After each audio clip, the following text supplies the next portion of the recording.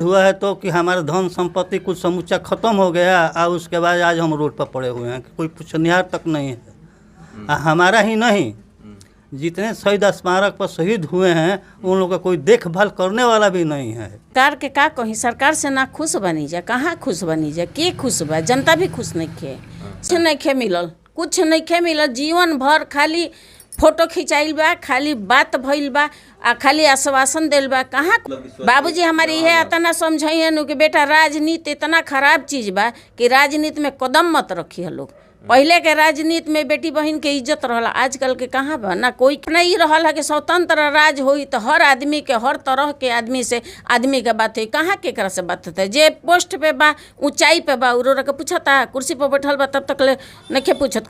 भैया बेगारी के कर रहे हैं हम लोग, 70 पैसा कमीशन पर चल रहे हैं। अच्छा। आधा पेट खाना खाते हैं, आधा पेट नहीं खाते हैं। नौकरी ऐजा रही तो हमारे लेकर विदेश काहे जाई? कितना कॉलेजा पर पत्थर रख के भेजी ला, हम ना जानते नहीं जी। हमारे इतना काव्य लिखलन, इतना बड़ा काव्य लिखलन, ओकर तो कोनो मान्यता नहीं खे। लिए बुलाया जाएगा, सामान दिया जाएगा, उसके बाद मालूम नहीं चलेगा वो लोग कहाँ गए कहाँ नहीं। सरकार आज़ादी का अमृत महोत्सव मना रही है। इसी बीच हम आ पहुँचे हैं 1942 के शहीद बिहारी लाल और प्रद्युमन लाल के घर में। बताया चले कि ये दो जो नाम है ये चाचा भतीजा हुआ करते थे, और अभी हमारे साथ उनके परिवार के ही मतलब उनकी पीढ़ी हमारे सामने बैठी हुई है। सबसे पहले चाहे अपना परिचय दीजिए। लाल मोहन श्रीवास्तव। लाल मोहन श्रीवास्तव जी हाँ। आप प्रद्युमन लाल जी या बिहारी लाल जी और के रहा हूँ? बड़का बाबू जी बिहारी लाल रहा हूँ। अच्छा। आप बाबा प्रद्युमन लाल रहा हूँ। अच्छा, दोनों आदमी चाचा भतीजा रहा हूँ। अच्छा, यहाँ लोग कहानी कुछ जानते नहीं रहा के कर दोनों आदमी की कहानी यह बा कि प्रद्युमन लाल के तो घर में बैठा के मार के गोली से मुआ दिल बंदूक के कुंदा से अंग्रेज। बिहारी लाल के छर्रा मार दिल से गोली लागल 42 के आंदोलन में। कोई वहाँ मारा, कोई आकर यहाँ मर गया। यह तो हुआ। और मेरा धन संपत्ति जो है कि नहीं, अंग्रेज सरकार ने ज़बरदस्ती नीलाम कर और बेच दिया और हम लोग का रोड पर कर दिया। तो सबको भाई धन संपत्ति कितना रहता है? हमारे यहाँ 350 बीघा जमीन थी। जो कि दूसरा टोली के उस पार से लेकर पशुबाना तक मेरा था। और समूचा वो बिक्री करके नीलाम करके ख़त्म कर दिया और घर में आग लगा दिया। यही तो उनका कर्तव्य रहा। आज के तारीख में रवा गया कितना जमीन? आज के तारीख में मेरे पास कुछ नहीं है। कुछ नहीं है। अच्छा, ये जो पूरा वहाँ जो तस्वीर लोग था स्वर्गीय जवाहरलाल श्रीवास्तव का है।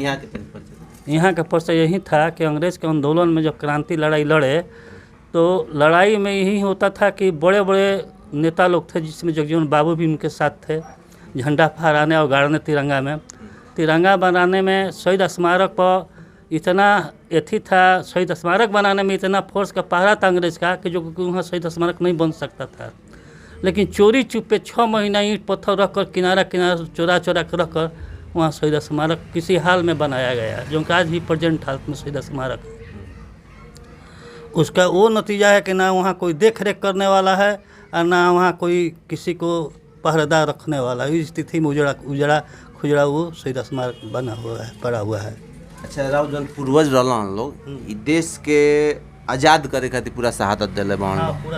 1947 15 अगस्त 1947 के देश आज़ाद भी हो गए। आज भी रवा देश के देख रहल बनी, रवा अपना समाज के देख रहल बनी। जी हाँ। का यही सोच के लेके राउर चाचा बाबा शहादत दिला? हाँ, शहादत दे दिए गए। यही सोच में मतलब कि देश ऐसा देश आज़ाद करे में। तो क्या देश आज़ाद अब हो गइल बा? अभी कहाँ हुआ है? आज़ाद हुआ है तो कि हमारा धन संपत्ति कुछ समूचा खत्म हो गया और उसके बाद आज हम रोड पर पड़े हुए हैं, कोई पुछनिहार तक नहीं है। हमारा ही नहीं, जितने शहीद स्मारक पर शहीद हुए हैं उन लोगों का कोई देखभाल करने वाला भी नहीं है कि उसका परिवार का क्या स्थिति है। तो अभी तक देश आज़ादी के 75वां वर्ष माने अमृत महोत्सव के रूप में सरकार मना होती है। ये क्या है? ये अमृत सुनिए, अमृत महोत्सव तो सुनने में हमको आया है कि हाँ मना रहा है सरकार। तो ये तो हर साल होता है ना, ये साल 75वां साल के मनाया जा रहा है। हाँ तो मन रहा है, यही तो हो रहा है। का दिखावा बाकी ये सच्चाई ये तो माने सच्चाई की बात है, ये है जबकि मना रहा है पूरा देश, तो सच्चाई की बात है ये। तो ये अथी नहीं है, झूठ तो नहीं है। उन्हीं का मैंने शहीद परिवार के भी सम्मान होके के चाहिए ना। हाँ, तो शहीद परिवार के सम्मान में क्या हुआ है? कुछ नहीं हुआ है। शहीद परिवार के कुछ सुविधा मिले के चाहिए ना। कुछ नहीं मिला है। जब और चाचा दादा यही शहादत देवे के पूरा सैकड़ों बीघा अपन बर्बाद हाँ, करा पर हाँ, तो सरकार की भी तो जिम्मेवारी बनता है कि दवा कुछ देख तो कहाँ दिया, का दिया? कुछ नहीं दिया, है ना। नहीं कुछ नहीं दिया। 7 साल तो जेल में रहलन, 1 साल सेल में रहलन। चाची राउर नाम का पपिल बताएं। हमार कृष्णा श्रीवास्तव। कृष्णा श्रीवास्तव जी। राउर नाम पड़ी जी, रवा के हैं पहले बताएं। बिहारी लाल जी या प्रदुमन लाल जी के रवा क्या लगम? हम उनकर पतो हैं। पतो है। हाँ, हाँ, आ एगो नातिन पतो हैं, पद्रुमन लाल जी के नातिन पतो हैं, हाँ, आ बिहारी लाल जी के तो ससुर हमार रहनी है। जवाहरलाल भी ससुर रहला है, वहाँ के बड़ ससुर रहनी है बिहारी लाल जी। हाँ। अब बताएं क्या कहतनी सरकार के? कहत सरकार के का कही, सरकार से ना खुश बनी जा, कहाँ खुश बनी जा, के खुश बा? जनता भी खुश नहीं के, समाज में जे भी बा चले वाला बा वो भी खुश नहीं के, ऐसे खुश नहीं के। इतना ना महंगाई उ कह देता कि गरीब आदमी तो मर जाई, आ जो सरकारी आदमी बा उ तो बढ़िया से रही। जरा सरकारी काम बा, जरा हर चीज़ के सुविधा बा, उ तो जियते चली। हमनी के कहाँ बा? हमनी के तो मर जेब, सुखल है खैला भी ना मर जाई आदमी। राउर परिवार एगो शहीद के आ साथ साथ स्वतंत्रता सेनानी के भी परिवार था जी, एह नाते रवा के सरकार के तरफ से कुछ मिले? कुछ नहीं खे मिलल, कुछ नहीं खे मिलल। जीवन भर खाली फोटो खिंचाइल बा, खाली बात भइल बा, आ खाली आश्वासन दिल बा। कहाँ कोई आवेला? सरकार के एगो कुत्ता भी मर जाला, नाम रहेला तो कुत्ता के आदमी हाजिरी मारेला आ प्रणाम करेला। जब मर जाला नु तो कोई कोई के ना पूछेला। ई सरकार के हाल बही जा। रवा एक घर में कबो कोनो सरकार के प्रतिनिधि आइल बा कि ना? केहू? कभी ना, बाबूजी के मरला के बाद में कभी ना। तो डीएम, कलेक्टर, एसपी, दरोगा सब आवत रहला बाबूजी के सामने। हाँ, सबके हम देखले बनी, हाँ।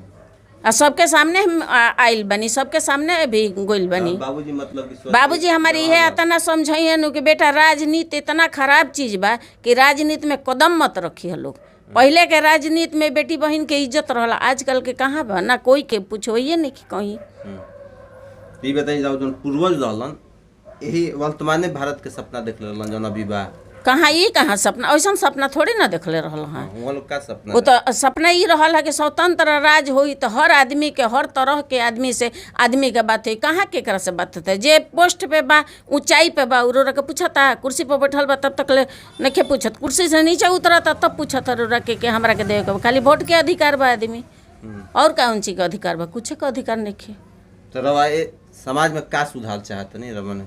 का चीज जी तो देश की कोजी? समाज में यह सुधारल हम चाहतनी कि अच्छा राजनीति में अच्छा आदमी के लिए ही जा, कि सबके बराबर देखो और सबके साथ चलो। ई ना कि खाली आवे तो अपने अपने देखत रह जाए, दूसरा के देखबे मत करते। इससे का मतलब बा? अच्छा ऐसे अच्छा तबा कि अपन वोट अपने दी जा, कोई नेते न तो रहो। अच्छा, ये बताइए कि रवा सब के जीवन यापन कैसे चल रहा? का चल रहा? सरकार के कोटा बाटे, यही से हमने के जी ले जा, खाई ले जा। आ उहो में कहाँ कुछ बा? उसमें कहाँ कुछ है? कुछ है ये नहीं है। चुपचाप भैया बेगारी के कर रहे हैं हम लोग। 70 पैसा कमीशन पर चल रहे हैं। अच्छा, आधा पेट खाना खाते हैं, आधा पेट नहीं खाते हैं। नहीं तो है। अब तो लड़का बाड़न सा आ मजदूरी करी हैं सब, तबे नु बड़ जात के नौकरी कहाँ बा? बताई रौरा। एगो मेस्तरो वाला तो नौकरी नहीं मिल सकत, एगो झाड़ू वाला नौकरी तो नहीं मिल सकत। मिलता है? रोरे बताई हमरा के, रोरे हमरा के जवाब दी। मिलता है? हई हई बैठल है न बड़न। जब नौकरी ऐजा रही तो हमारे लेकर विदेश काहे जाई? कितना कॉलेजा पर पत्थर रख के भेजिला, हम ना जानतनी। है का जाता रन? क्या नाम पड़ जाओ? मेरा नाम पड़ेगा विशाल कुमार श्रीवास्तव। अच्छा, मलेशिया मलेशिया मलेशिया जाता नहीं का कर? प्लांटेशन काम है। अच्छा, रवा को तक पढ़ल नहीं? इंटर। इंटर ओकर बाद पैसा के अभाव में लेकर ना पढ़ल समाज। ओकर बाद पैसा के अभाव में ना पढ़ल? जी जी, कोनो फार्म उर्म भरले बनी? बहुते फार्म भरने, कुछ सिलेक्शन ना भय। अच्छा, सिलेक्शन ना होके में राउर कोनो त्रुटि रहे कि सरकारे सिलेक्शन ना निकाल रही? ना, ऐसा कोनो बात नहीं कि अपन जिम्मेवारी जन हम करत रहे, अब उन काहे ना निकलल हो।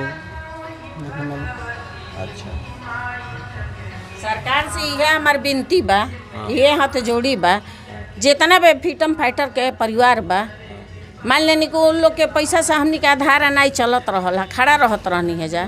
कम से कम ओहो में से एक नज़र भी सरकार वो लोग के बाल बच्चा के दिए तन लोग तो जीवे खातिर कुछ उनकर आसरा रहित। मान लेन कि उम्मीदे से नु कोई लड़ाई लड़ेला, कोई उम्मीद से कि हमारे बाल बच्चा के कुछ ना कुछ भविष्य में होई। बाबूजी हमारे तो इतना काव्य लिखलन, इतना बड़ा काव्य लिखलन, ओकर तो कोनो मान्यता नहीं खे। वो जिंदगी भर स्वतंत्र जब से भइलन तब से लिखलन। कहाँ के दरोगा, कहाँ के एसपी, कहाँ का कलेक्टर आइल बा आ कैसे लड़ाई भइल बा, उ सारा चीज वर्णन लिखलन बड़न हमें। ओकरो पूछवाइया नहीं खे, ओकरा के हम कहाँ लेके जाई? हमारा यहाँ बाटे, हमारा लगे बाटे। उ काव्य ना है, उ महाभारत लिखले बड़न। हम कहाँ लेके जाई ओकरा के बताई रे? वो ऐसा चीज लिखले बड़न के कॉलेज में लइकन के पढ़ाई में सब कुछ वो घड़ी के स्वतंत्रता सेनानी के जोन के अपना जिंदगी में गुजरल बा जहाँ वो सब लिखले बड़न। तो फिर जौन सरकार अभी बना रहल बिया, अमृत महोत्सव मना रहल बिया, ई का ढकोसले है का? ये हम लोग खातिर नहीं है, तो रवे सबके नाम पे होता ना। तो हम लोग का क्या है, हम लोग के नाम पे क्या हो रहा है ये बताइए। बता दी का मिले हम तुम्हें रवा से जानल चाहते हैं। हमारा तो पता नहीं है कि सरकार कब का पलटता, कब का करता। आधा घंटे के लिए बुलाया जाएगा, सामान दिया जाएगा, उसके बाद मालूम ही नहीं चलेगा वो लोग कहाँ गए कहाँ नहीं। हम लोग एगो टोपी एगो गमछी धरा दी हो कोई सामान आपन लिख के कुछ समस्या देल जाओ तो वही चमचा तना बा डीएम साहब लगे, चाहे कलेक्टर साहब लगे, चाहे एसपी लगे, कहीं लोग कि हाँ दे दी और काम हो जाई। और होने देखिए अने ना फड़ के बिगा गई का मायने बा बताई। जब रोरा साथे हम 5 गो आदमी लेके लड़े जाई आ बोले जाई रोरा डीएम साहब लगे, तो डीएम साहब साफे कह दी है कि आप तो राजनीति करती हैं। दुखे वाला न सवाल कोई ले जाई साहब लगे तो हमें राजनीति हो गई आदमी।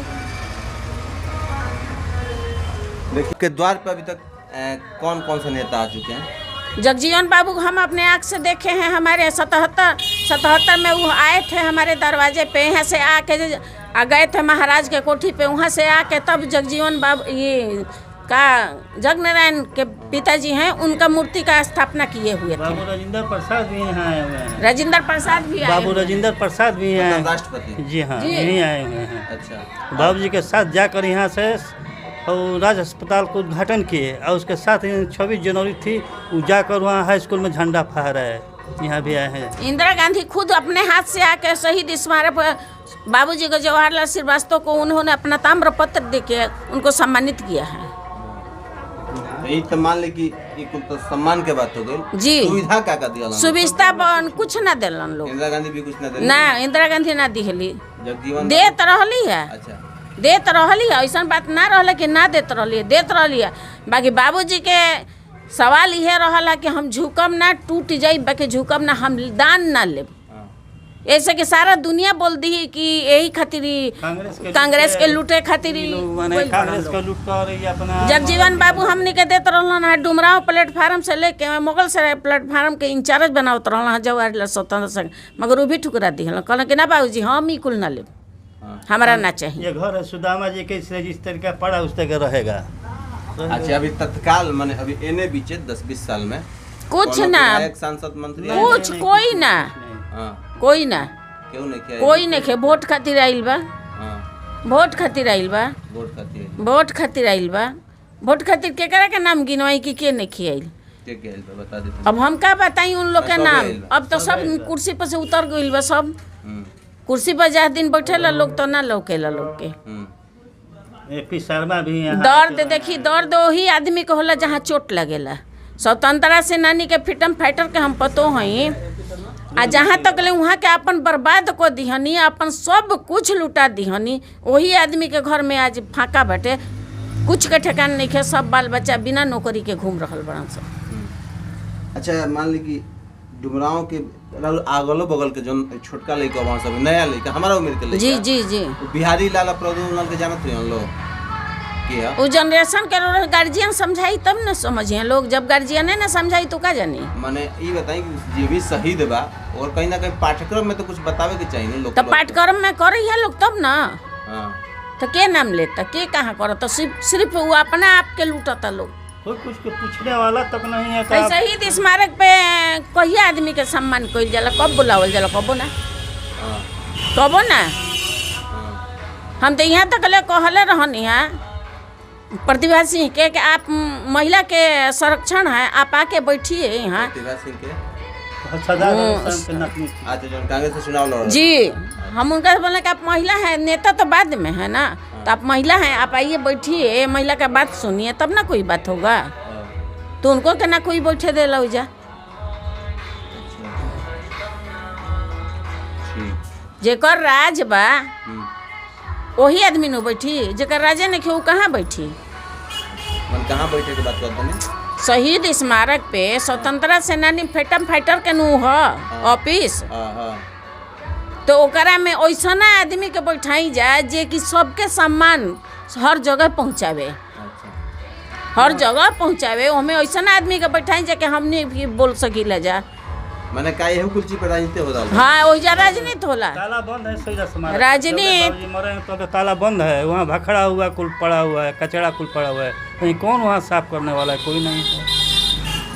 आज पार्क लोग बना दिलो ओकर बगल में। बाबूजी के सपना पार्क के ना रहल है, बाबूजी के सपना है लाइब्रेरी के। कोई जब लाइब्रेरी बनी तो जितना भी बच्चा बड़न से विद्यार्थी हो के चाहे हर कैटेगरी के लड़का जब बढ़तन से तो उन्हीं के ज्ञान के पुस्तक के भंडार हो, तो जब पार्क बना के का कोई झूला लगावल जाता। बाबूजी रहती नु तो पार्क जिंदगी में कबो न बन रही। लाइब्रेरी बनी। हाँ, लाइब्रेरी बनी तो कहाँ बोल बाल बा, हमनी के कहीं बोल बाल नहीं खे। सम्मान तो मिलल बा हर चीज के, मगर कहाँ कुछ बा ये तो हम जानते हो नहीं खी। अब कोई बताई तब नु कि हाँ जी वही जाके तनी पता करी। अब ताला बंद बना, कभी झाड़ू लगेला ना कभी बहारल जाला। वैसा आदमी के हाथ में वो चार्ज दे दिया था कि जो कि ओकरा के बर्बाद करता। ये है शहीद बिहारी लाल और प्रद्युमन लाल के परिजन हैं और सरकार की व्यवस्था को लेकर इनके मन में काफ़ी रोष व्याप्त है और इनका कहना है कि सरकार के तरफ से आज तक हमारे लिए कुछ नहीं किया गया है।